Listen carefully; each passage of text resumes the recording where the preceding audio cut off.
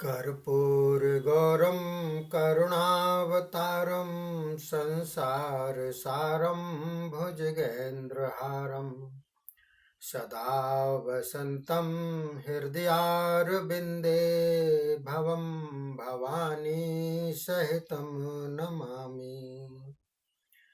बोलिए शंकर भगवान की जय। बोलिए शिव महापुराण की जय। बोलिए हिंदू सनातन धर्म की जय। देखिए साथियों, ये 19वां अध्याय शिव महापुराण का बतला रहा हूँ, जिसमें शिव विरह से दुखित पार्वती को नारद का उपदेश देते हैं। तो क्या देते हैं? ब्रह्मा जी बोले, हे नारद जी। ब्रह्मा जी और नारद जी का संवाद चल रहा है इसमें। ब्रह्मा जी बोले, हे नारद जी, श्री पार्वती जी जब कामदेव के भस्म होने पर घर पहुंची तो उसे भगवान शंकर का विरह व्याकुल करने लगा और वह रोने लगी। तब उन्हें रुदन करता देख हिमाचल आदि अत्यंत दुखी होकर उन्हें समझाने लगे और उसके आंसू पोंछकर गोदी में लेकर कहने लगे, हे पुत्री, डरो नहीं, धैर्य धारण करो। किंतु बहुत समझाने पर भी सदाशिव के कामदेव को भस्म करने के बाद अंतर्धान हो जाने के विरह से अत्यंत व्याकुल होकर रहने लगी। किसी समय भी सुखी न हुई।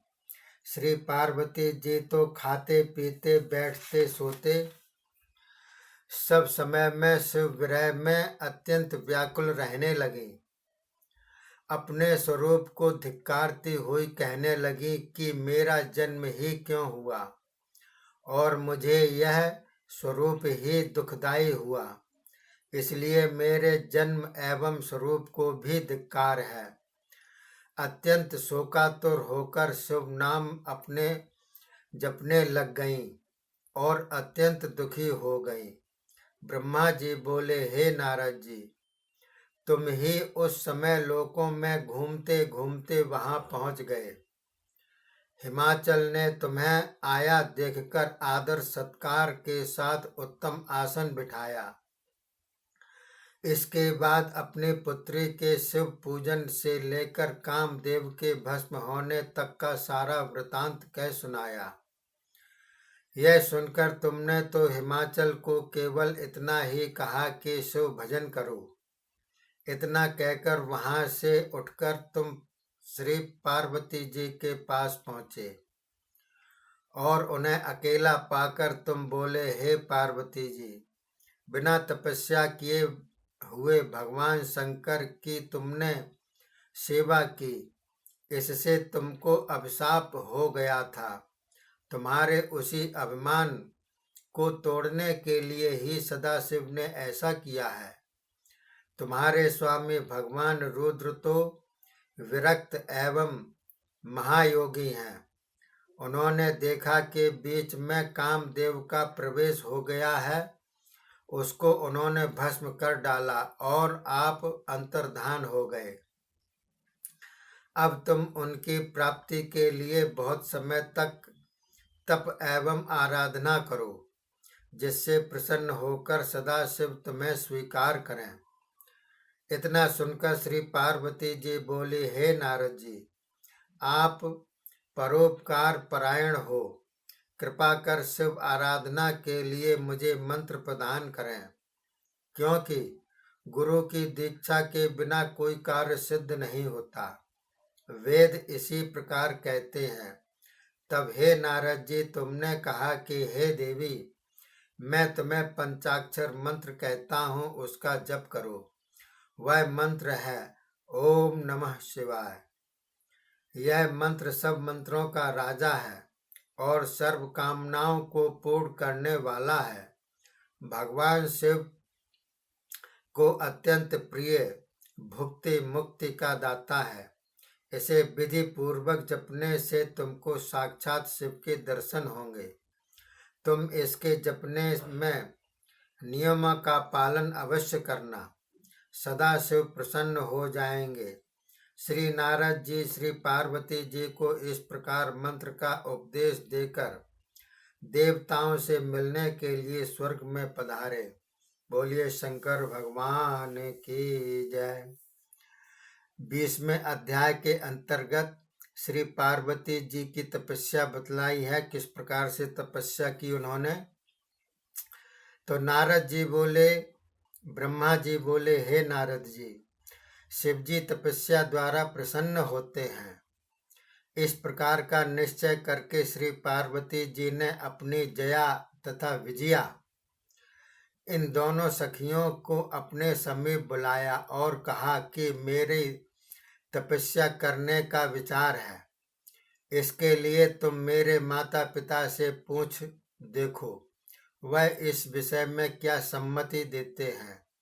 यह सुनकर दोनों सखियां हिमाचल जी के पास जाकर प्रणाम करके विनय पूर्वक कहने लगी, हे महाराज, श्री उमा देवी जी तप करना चाहती हैं। वे कहती हैं कि तप के द्वारा ही मेरे शरीर, स्वरूप, जन्म एवं वंश आदि की सफलता है कि इसके बिना अब कोई और उपाय ही नहीं है। इसलिए आप कृपा करके अपनी पुत्री को तप करने के लिए आज्ञा दे दें।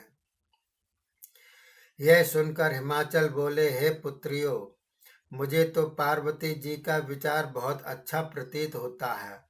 उसकी माता का विचार क्या है उससे भी जाकर पूछ लो।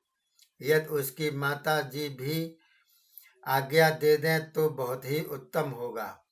यह सुनकर दोनों सखियां मैना माता के पास जाकर पूछने लगी, हे माता जी, भगवान शंकर की प्राप्ति के लिए उमा देवी तप करना चाहती हैं।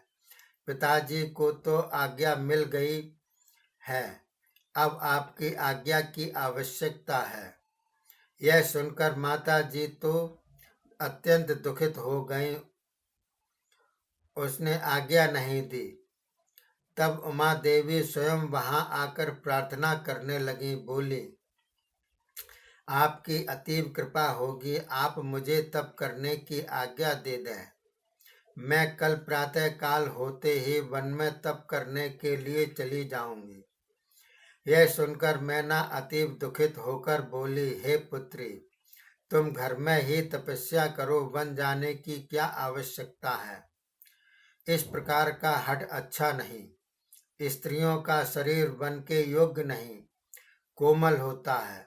तप करने में वन में अनेकों दुख होते हैं। कोई भी स्त्री कामना से वन में तप करने को आज तक नहीं गई। हे पुत्री, इसलिए तुम भी वन में नहीं जाओ। इस प्रकार की अनेकों बातें कहकर मैना ने उमा देवी को वन में जाने से रोका। तब तो उमा देवी अत्यंत दुखित हो गईं। उसे इस प्रकार दुख एवं क्लेश में देखकर अंत में मैना ने श्री उमा देवी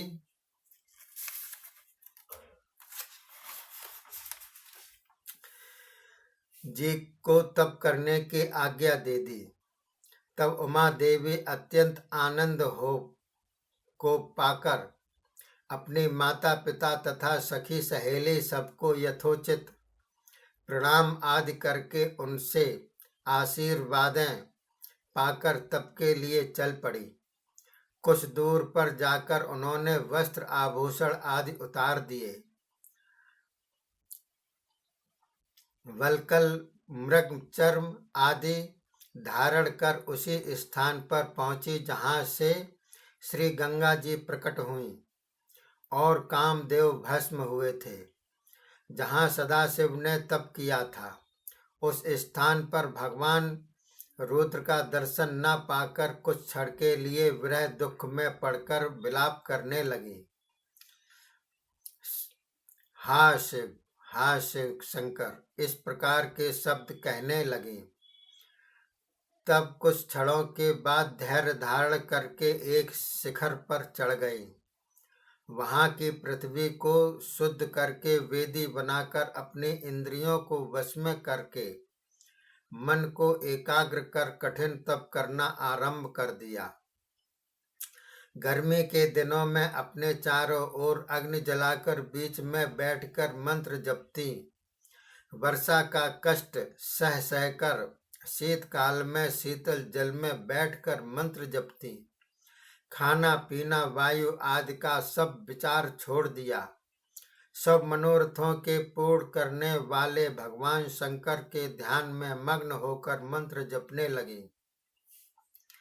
ब्रह्मा जी ने कहा, हे नारद जी, इस प्रकार कठोर तप करते करते श्री उमा देवी जी को 3000 वर्ष व्यतीत हो गए।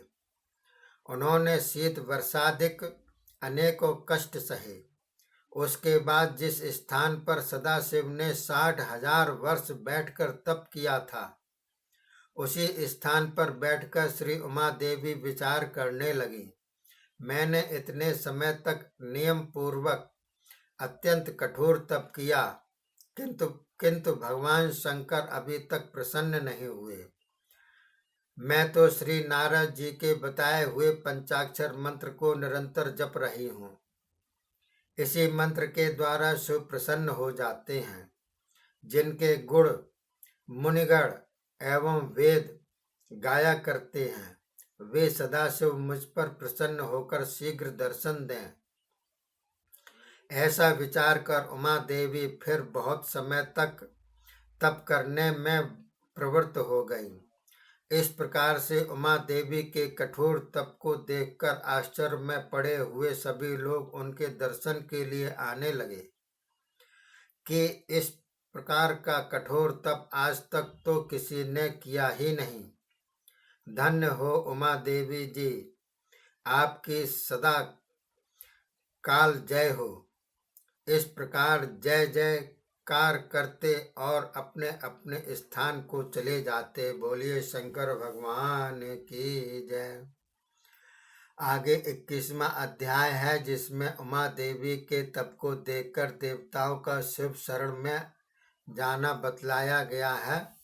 अगले एपिसोड का इंतजार कीजिए। तब तक के लिए धन्यवाद। जय हिंद, जय भारत।